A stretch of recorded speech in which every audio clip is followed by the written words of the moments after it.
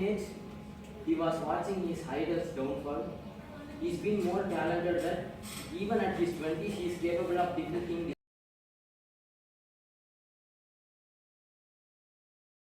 country's capital. And after the arrival of Western influences, many infrastructure were developed there, and now it is one of the most.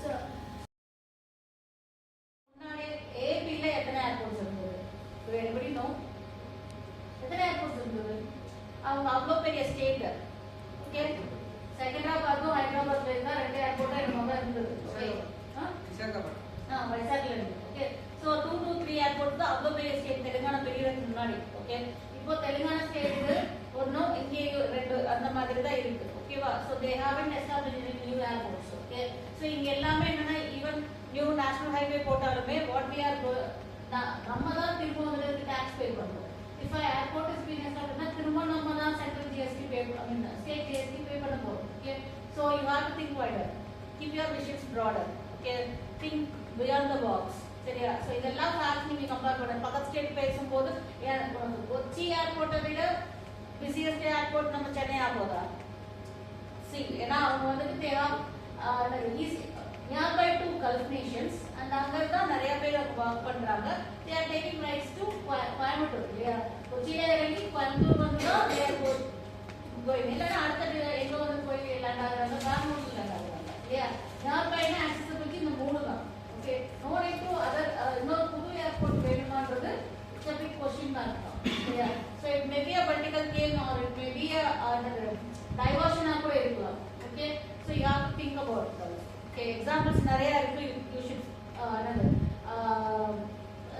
I mean talk about the facts and examples. சரியா? நிறைய பேர் கம்முனே உட்கார்ந்துட்டு இருக்காங்க. ஏன் தெரியல,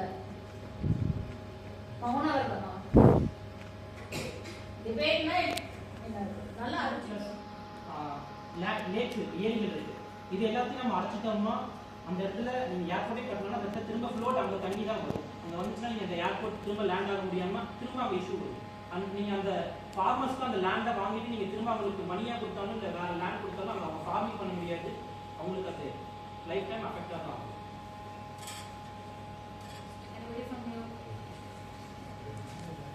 நீ நாட்கெலாம் கிடையாது, எல்லாருமே வரிசையாக பேசிதான் ஸ்டார்ட் பண்ணுங்க.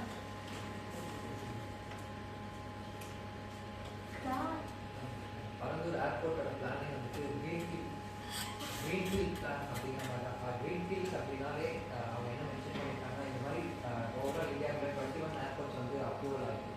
ஸோ கிரீன்ஃபீல்ட்ஸ் இது எதுக்கு மீன் பண்ணுறாங்கன்னா சுற்றி இருக்க சரௌண்டிங்ஸ் அஃபெக்ட் பண்ணாத மாதிரியான கன்ஸ்ட்ரக்ஷன்ஸும் அஃபெக்ட் பண்ண முடியாத அளவுக்கான இன்ஃப்ராஸ்ட்ரக்சர்ஸும் தான் கொண்டு வரப்படும்.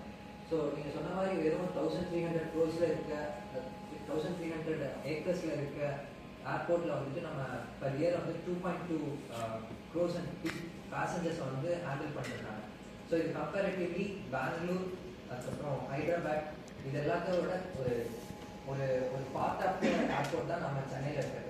அதுவே இந்த பரந்தூர் ஏர்போர்ட் வந்துச்சுன்னா நம்மளால இன்னும் மெஜாரிட்டி ஆஃப் பீப்புள்ஸை வந்து பேசஞ்சர்ஸை வந்து அப்ரோச் பண்ண முடியும். இதனால நம்மளோட எக்கனாமிக்கல் க்ரோத்தும் வந்து கிடைக்கிறதுக்கு பாசிபிலிட்டிஸ் இருக்குது. வித்தின் 10 years ஆஃப் டியூரேஷனில் வந்துட்டு 3.5 பேசஞ்சர்ஸை வந்துட்டு எக்ஸ்பெக்ட் பண்ணுறதுனால தான் இந்த எக்ஸ்பான்ஷனே வந்து நம்ம கொண்டு ஸோ வந்துட்டு நீங்கள்